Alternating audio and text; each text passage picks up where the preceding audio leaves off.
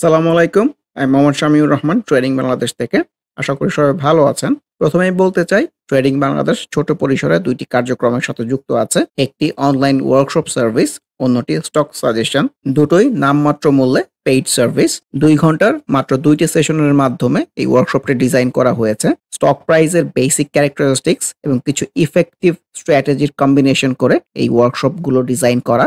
নতুন কিংবা পুরাতন যেকোনো ধরনের বিনিয়োগকারী এই ওয়ার্কশপে অ্যাটেন্ড করতে পারবেন। যারা প্র্যাকটিক্যালি ট্রেডিংটা হাতে কলমে শিখে রেগুলার ইনকাম জেনারেট করতে চান, তারা চাইলে ট্রেডিং বাংলাদেশের এই ওয়ার্কশপ কার্যক্রমে যুক্ত হতে পারেন। এর বাইরে যারা চাকরি, ব্যবসা কিংবা অন্য যেকোনো ধরনের কাজের জন্য রেগুলার এই মার্কেটটা ফলো করতে পারেন না, কিন্তু স্টক মার্কেটের সাথে কানেক্ট থাকতে চান, তারা চাইলে ট্রেডিং বাংলাদেশের স্টক সাজেশন সার্ভিসটা অ্যাভেইল করতে পারেন। এর বাইরে এই চ্যানেলে ট্রেডিং বেসিক্স নামে একটি প্লেলিস্ট রয়েছে।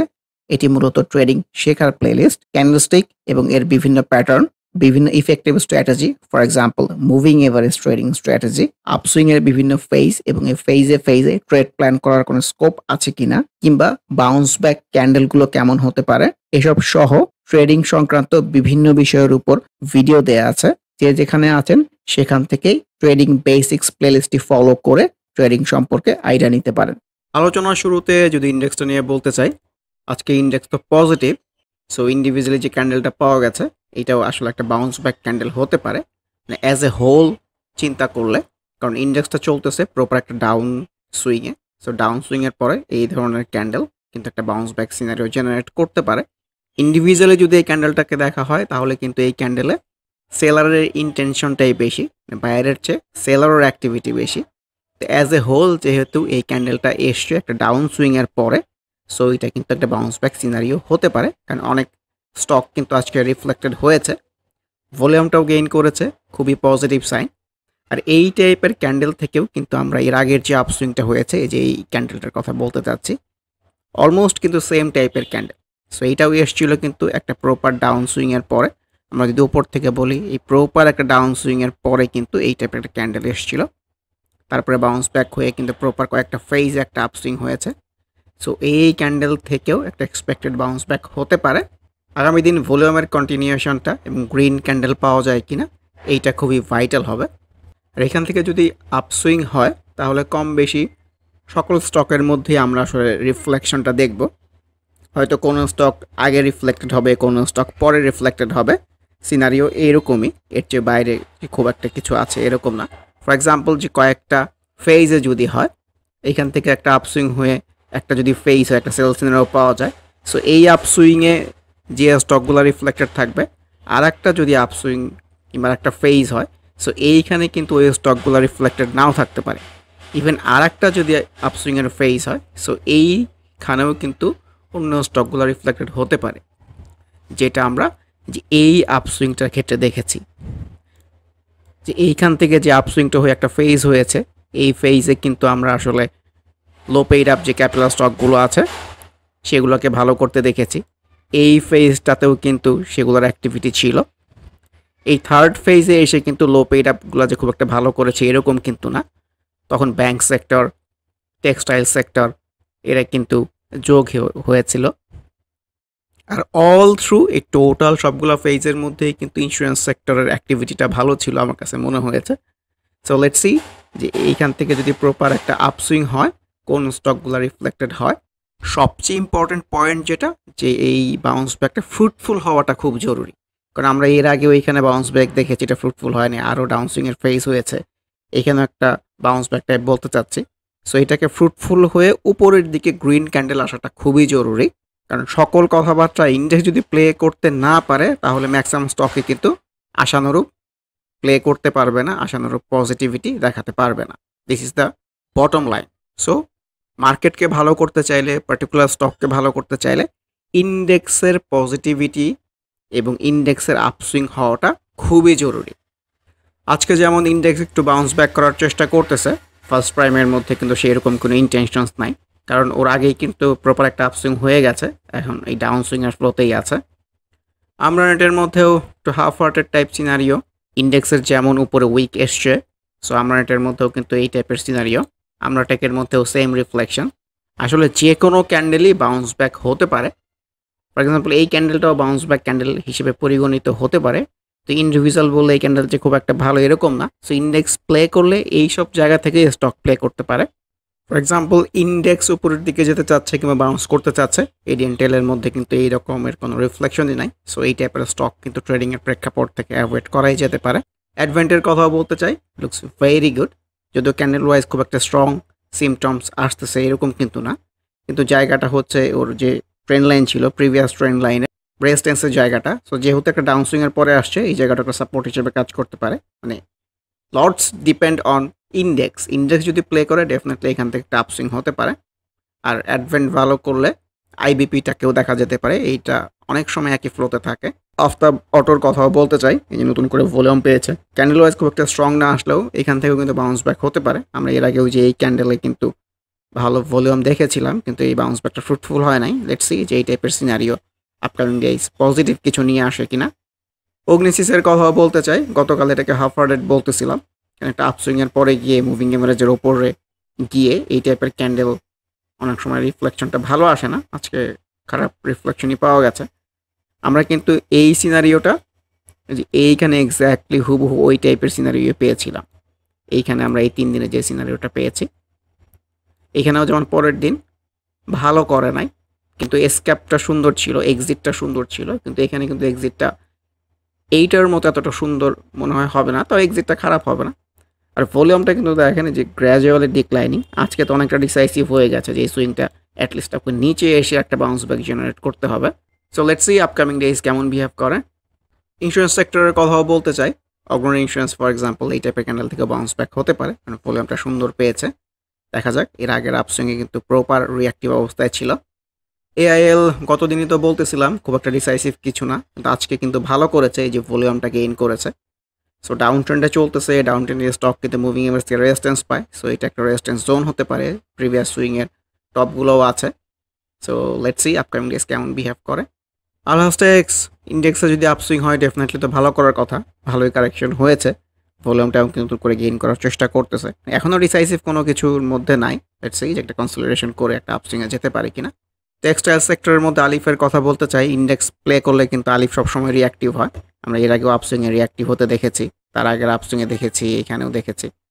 সো সিনারি ওয়াইজ খুব একটা খারাপ জায়গায় নাই, প্রপার ডাউন সুইংয়ের পর অনেক নিচেই আছে। সো ইন্ডেক্স প্লে করলে, টেক্সটাইল সেক্টর প্লে করলে ডেফিনেটলি এখান থেকে একটা আপসুইং হতে পারে। অ্যাপল ইস্পাতের কথা বলতে চাই, ইন্ডেক্সের সাথে কিন্তু এর আগের আপসুইংয়ে রিঅ্যাক্টিভ ছিল, রিফ্লেক্টেড হয়েছিল সুন্দর।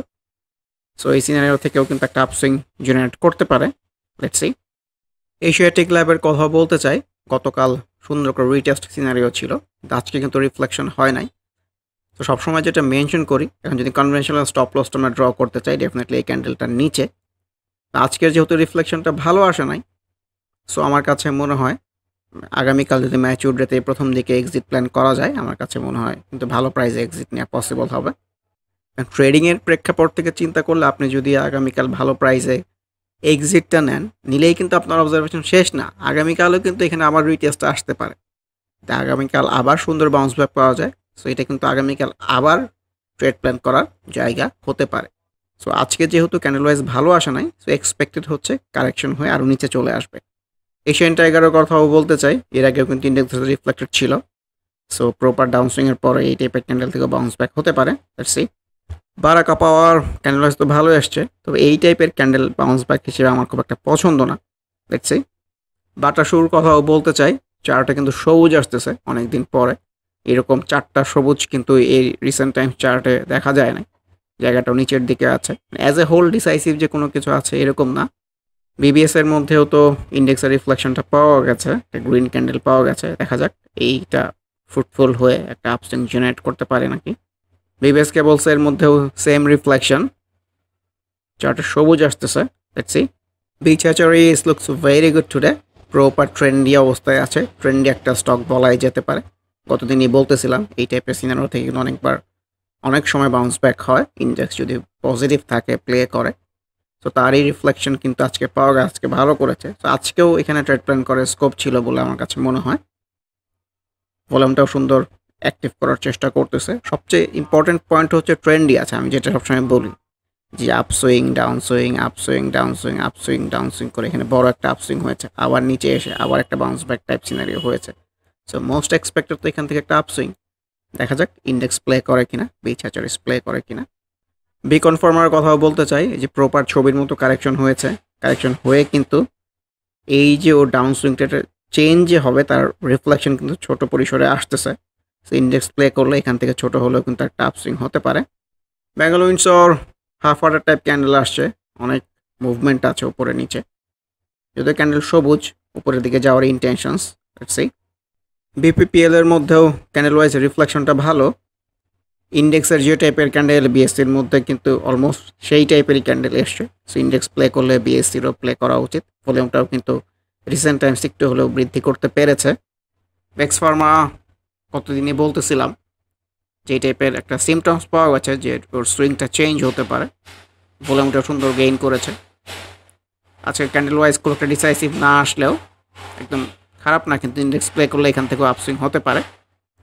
সেন্ট্রাল ফার্মার কথাও বলতে চাই, ট্রেন্ড লাইনের মোটামুটি সাপোর্টের আশেপাশেই আছে। ক্যান্ডেল ওয়াইজও খুব একটা যে খারাপ আসতেছে এরকম না, এই টাইপের ক্যান্ডেল থেকেও কিন্তু আপসুইং হয়। সো আপসুইং যদি হয়ও ইন্ডেক্সে যদি রিফ্লেকশন থাকেও যে এই লেভেলটা পর্যন্ত দেখা যেতে পারে। ইনফ্যাক্ট লেটস সি ভলিউমের কন্টিনিউশনটাও ভাইটাল হবে ইন দিস কেস। আর সেন্ট্রাল ফার্মা কে অবজারভেশনের মধ্যে রাখলে বিরিথাই, OAL, KPPL এগুলাকেও অবজারভেশনের মধ্যে রাখা উচিত। কনফিডেন্স সিমেন্ট এর আগের আপসুইং তো প্রপার রিফ্লেক্টেড হয়েছে, আবার সুন্দর একটা ক্যান্ডেল পাওয়া গেছে আজকে। দেখা যাক এখান থেকে প্রপার একটা আপসুইং জেনারেট করতে পারে কিনা। সো ভলিউমের কন্টিনিউশনটা খুব ইম্পর্টেন্ট হবে ইন দিস কেস। কপারটেকের কথাও বলতে চাই, এর আগেও কিন্তু এই লেভেল থেকেই কিন্তু বাউন্স করে একটা আপসুইং হয়েছিল, এইখানে আমরা আপসুইং হতে দেখেছি। সো এগুলাকে আমি একটা কনভেনশনাল সাপোর্টের জায়গা বলতে চাই। দেখা যাক এই জায়গাটাকে রেসপেক্ট করে ছোট হলো একটা আপসুইং জেনারেট করতে পারে কিনা। দেশবন্ধু ভলিউম গেইন করেছে, এটা একটা পজিটিভ সাইন। ক্যান্ডেল ওয়াইজে খুব সুন্দর এসছে এরকম না, তারপর এই টাইপের ক্যান্ডেল থেকেও কিন্তু ডাউনসুইংয়ের পরে বাউন্স ব্যাক হতে পারে। দেখা যাক। ইউজনের কথা বলতে চাই, অ্যাটলিস্ট পরে যাওয়ার ফ্লোটা কিন্তু বন্ধ হয়েছে। ইন্ডেক্স প্লে করলে এখান থেকেও কিন্তু একটা আপসুইং হতে পারে। জায়গাটা কিন্তু একটা প্রিভিয়াস সাপোর্ট বলেন কিংবা সুইংয়ের বটম বলেন, এইসব জায়গার আশেপাশেই আছে। EHL scenery wise looks very good, যেহেতু মুভিং এভারেজের নিচে চলে আসছে, এটা ফ্রুটফুল হলেও ইনিশিয়ালি কিন্তু যে এই পর্যন্ত। EIL down swing continues. Emerald ওয়েলের মধ্যেও তো আজকে রিফ্লেকশনটা পাওয়া গেছে, দেখা যাক আপসুইং জেনারেট করতে পারে কিনা। টেক্সটাইল সেক্টরের মধ্যে ETL এর কথা বলতেই চাই, একটা কনভেনশনাল সাপোর্টের আশেপাশেই কিন্তু আছে, ভালোই লাগতেছে। ইনফ্যাক্ট এর আগে ওই সব জায়গা থেকে ছোটো হলো আপসুইং হয়েছে, তো আজকে একটা বাউন্স ব্যাক টাইপ সিনারি আসছে। ভলিউমের কন্টিনিউশন হলে ডেফিনেটলি এখান থেকে প্লে করা উচিত। আর ETL প্লে করলে PDL-টাকেও দেখা যেতে পারে। ফেক ডিলের কথা বলতে চাই টেক্সটাইল সেক্টরের মধ্যে, অ্যাটলিস্ট ট্রেন্ডই আছে ছোট পরিসরে, এটা বলতেই চাই। কারণ যেহেতু মুভিং এভারেজের উপর দিয়ে প্রাইসটা কন্টিনিউ করতেছে, অ্যাজ এ হোল যদি দেখি ওটার ফ্লো কিন্তু আসলে নিচের দিকে না, ফ্লো কিন্তু আসলে উপরের দিকে। এই লাইনটা যে ড্র করলাম, লাইনটা কিন্তু নিচ থেকে উপরের দিকে যাওয়ারই চেষ্টা করতেছে, যদিও বারে বারে এই জায়গাটা রেজিস্ট্যান্স পাচ্ছে। সো আজকের ক্যান্ডেলটাও খারাপ না, এটা একটা রিটেস্ট হতে পারে, মানে এই গ্রিন ক্যান্ডেলটা রিটেস্ট হতে পারে। উপরে গিয়ে সেলস নিয়ে আবার নিচে এসে আবার একটা বাউন্স ব্যাক করার ইন্টেনশনস। দেখা যাক যে সাকসেসফুলি এই জায়গাটাকে ব্রেক করে উপরে চলে যেতে পারে কিনা। জেএমএনসি ফুডের মধ্যেও কিন্তু একটু বাউন্স ব্যাক টাইপ রিফ্লেকশন আছে। ওর আসলে ইম্পর্টেন্ট হবে যে এই যে প্রিভিয়াস সুইংয়ের যে টপ, এইটাকে সাকসেসফুলি ব্রেক করে চলে যাওয়া। এইটাকে যদি সাকসেসফুলি ব্রেক করে স্ট্রং গ্রিন ক্যান্ডেল জেনারেট করতে পারে, আমার কাছে মনে হয় এটা খুব সুন্দর ট্রেড প্ল্যান করার জায়গা হতে পারে। ইনফ্যাক্ট জেনেক্সিগুলো তো ভালো করলো, সে গ্রিন ক্যান্ডেল পাওয়া গেছে, এটা কনভেনশনাল সাপোর্টের আশেপাশেই আছে। Let's see global heavy chemicals নতুন করে কিন্তু ভলিউম পেয়েছে, মুভিং এভারেজ 20-র আশেপাশেই কিন্তু আছে এখনও। সো এইটার নিচে কিন্তু সাকসেসফুলি যায় না। আপকামিং ডেজ ওর জন্য ভাইটাল হয়, যদি এটা ব্রেক করে একটা বাউন্স ব্যাক দিতে পারে, ছোটো হলো একটা আপসুইং হতে পারে। আর যদি এটা নিচেই কন্টিনিউ করে তাহলে কিন্তু কারেকশন হয়ে অনেক নিচে চলে আসলো, অবাক হওয়ার মতো কিছু নাই। জিআইবির কথাও বলতে চাই, ছোট ছোট আপসুইং হচ্ছে, আজকেও রিফ্লেক্টেড হয়েছে, ভলিউমটাও গেইন করেছে। লেটস সি গোল্ডেন সনও কিন্তু এই প্রিভিয়াস সুইংয়ের বটমের আশেপাশ থেকেই গ্রিন টাইপের ক্যান্ডেল দিতে পেরেছে। যদি ইন্ডিভিজুয়াল বললে ক্যান্ডেলটা ভালো না, কিন্তু একটা ডাউন সুইংয়ের পরে এই টাইপের ক্যান্ডেল থেকে বাউন্স ব্যাক হতে পারে। ভলিউমটা গেইন করেছে, ভলিউমের কন্টিনিউশন হলে ডেফিনেটলি তো আমরা এখান থেকে ছোট হলো একটা upswing expected. GP candle wise scenery wise looks very good. উপরের দিকে যাওয়ারই কিন্তু ইন্টেনশনস। এই মুভিং এভারেজ 20 থেকে আর একটা ছোট পরিসরে বাউন্স ব্যাক জেনারেট করতে পেরেছে, ভলিউমটাও অ্যাক্টিভ আছে, খুবই সুন্দর সিনারিও। জিপিএস ইস্পাতের কথা বলতে চাই, কনভেনশনাল সাপোর্ট থেকেই কিন্তু একটা রিভার্সাল টাইপ ক্যান্ডেল এসছে, কতটুকু প্লে করে মার্কেট উইল ডিসাইড। জিকিউ বল পেয়ে নতুন করে ভলিউম পেয়েছে, পজিটিভ সাইন। ইন্ডিভিজুয়াল ক্যান্ডেল হিসেবে খুব একটা যে ভালো এরকম বলতে চাচ্ছি না। হাইডেলবার্গ তো রেজিস্ট্যান্স জোনের মধ্যেই, এটা যদি ব্রেক করা যায় তাহলে কিন্তু ট্রেড প্ল্যান করার জায়গা হতে পারে। ভলিউমটা অ্যাক্টিভ আছে, এটা খুবই পজিটিভ সাইন। আবারও মনে করিয়ে দিতে চাই, যারা নামমাত্র মূল্যে প্র্যাকটিক্যাল ওয়েতে ট্রেডিংটা হাতে কলমে শিখে রেগুলার ইনকাম জেনারেট করতে চান, তারা ওয়ার্কশপ অ্যাটেন্ড করতে পারেন। এর বাইরে এই চ্যানেলের ট্রেডিং বেসিক্স প্লেলিস্টের ভিডিওগুলো দেখে যে যেখানে আছেন সেখান থেকে ট্রেডিং সম্পর্কে আইডিয়া নিতে পারেন। এর বাইরে স্টক সাজেশন কার্যক্রমেও যুক্ত হতে পারেন। সবাই ভালো থাকবেন। আল্লাহ হাফেজ। Happy trading. This is Shamir Rahman signing off from today's episode.